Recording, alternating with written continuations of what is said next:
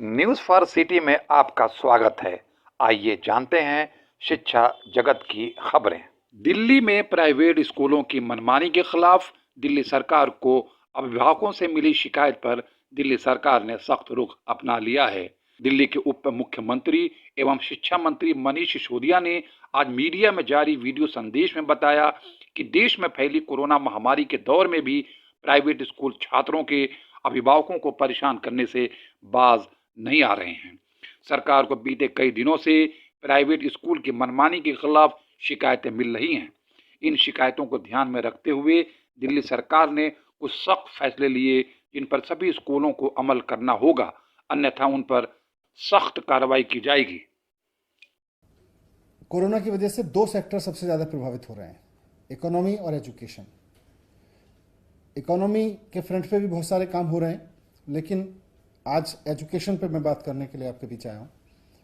और एजुकेशन में government schools के बच्चों के लिए सरकार ने, जो दिल्ली के गवर्नमेंट स्कूल में पढ़ते हैं उन बच्चों के लिए सरकार ने ऑनलाइन क्लासेस शुरू कर दी हैं। उन्होंने उसमें ऑन फोन क्लासेस ली जा रही हैं, ऑनलाइन क्लासेस ली जा रही हैं और भी कई मीडियम्स के माध्यम से क्लासेस ली जा रही हैं और लेने की तैयारी है। प्राइवेट स्कूल के बारे में मैं कहना चाहता हूं कि प्राइवेट स्कूल दिल्ली में और भारत में पूरे देश में कंपनियों द्वारा नहीं चलाए जाते, ट्रस्ट द्वारा चलाए जाते हैं, संस्थाओं द्वारा चलाए जाते हैं।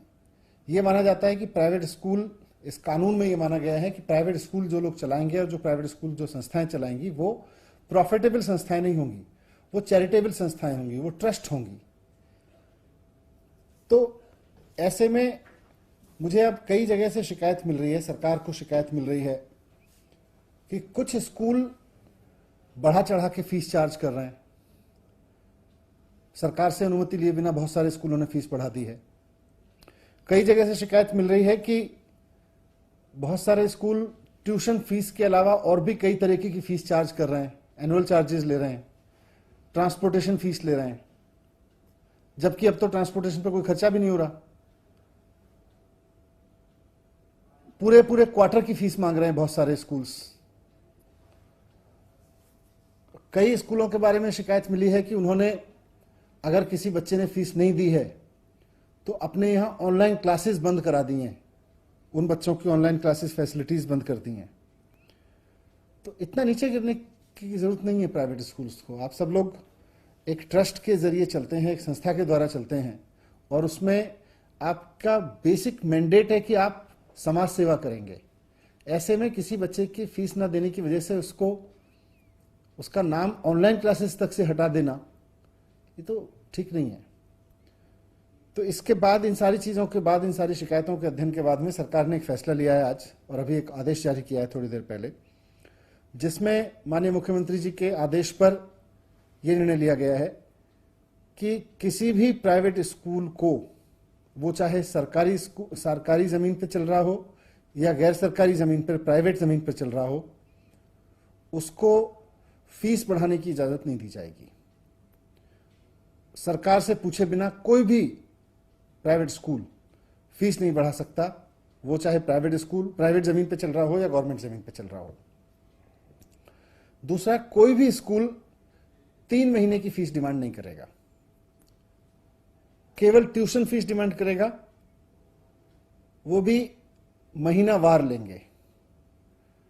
कोई स्कूल पेरेंट्स को 3 महीने की फीस नहीं चार्ज करेगा। इसके साथ जो ऑनलाइन एजुकेशन दी जा रही है बच्चों को स्कूल्स की तरफ से, प्राइवेट स्कूल्स की तरफ से, सभी बच्चों को देनी होगी। अगर कोई पेरेंट फीस नहीं दे पा रहा है तो उनके बच्चों का नाम ऑनलाइन टीचिंग से नहीं हटाया जाएगा, उनको ऑनलाइन फैसिलिटीज नहीं काटी जाएंगी, ये आदेश दिए हैं। साथ में कोई भी स्कूल ट्रांसपोर्टेशन फीस नहीं चार्ज करेगा इस दौरान, क्योंकि अभी ट्रांसपोर्टेशन पे कोई खर्चा नहीं है, इसलिए ट्रांसपोर्टेशन फीस चार्ज करने की जरूरत नहीं है। 1 महीने की फीस के अलावा कोई और, 1 महीने की ट्यूशन फीस के अलावा कोई भी स्कूल, वो चाहे प्राइवेट जमीन पे बना है या सरकारी जमीन पे बना है, कोई भी स्कूल 1 महीने की ट्यूशन फीस के अलावा किसी भी पेरेंट से कोई और तरह की फीस चार्ज नहीं करेगा, ना ट्रांसपोर्ट फीस चार्ज करेगा, ना कोई एनुअल चार्ज करेगा, कोई चार्ज नहीं लेंगे। साथ में यह भी ऑर्डर दिया गया है कि सभी प्राइवेट स्कूलों की, चाहे वो सरकारी स्कूल पे, सरकारी जमीनों पे बने हैं या प्राइवेट जमीन पे बने हैं, ये जिम्मेदारी होगी कि वो अपने सभी स्टाफ को, टीचिंग और नॉन टीचिंग, कॉन्ट्रैक्ट का हो या आउटसोर्स किया हुआ हो, सभी स्टाफ को समय पे सैलरी उपलब्ध कराएंगे। अगर किसी तरह का उनके रेवेन्यूज में कोई शॉर्टफॉल है तो जो अपनी पेरेंट संस्था है उससे पैसा लेके पूरा करेंगे, लेकिन पैसे की कमी की वजह से किसी स्टाफ की सैलरी नहीं रोकेंगे और पैसे की कमी के बहाने पर किसी बच्चे को पढ़ने से नहीं रोकेंगे। ये दोनों इंस्ट्रक्शंस इस ऑर्डर में साफ साफ हैं। और ये order Delhi school education act और नेशनल डिजास्टर मैनेजमेंट एक्ट दोनों के अधिकारों के तहत जारी किया गया है, क्योंकि इस वक्त पूरा देश कोरोना की आपदा से जूझ रहा है। पूरे देश में कोरोना को आपदा घोषित करके आपदा कानून लागू है। तो इस आपदा कानून के लागू होने के समय में इन आदेशों का जो पालन नहीं करेगा स्कूल, उसके खिलाफ दिल्ली स्कूल एजुकेशन एक्ट और आपदा कानून दोनों के तहत कार्रवाई की जाएगी।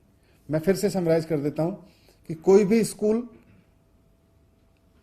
1 महीने की ट्यूशन फीस के अलावा किसी भी तरह की और फीस चार्ज नहीं करेगा, ना ट्रांसपोर्टेशन फीस, ना कोई और एनुअल चार्जेस, ना कोई भी स्कूल सिर्फ इस वजह से कि कोई बच्चे ने फीस नहीं दी है उसको ऑनलाइन क्लासेस में शामिल होने से टर्मिनेट नहीं करेगा, उसको रोकेगा नहीं।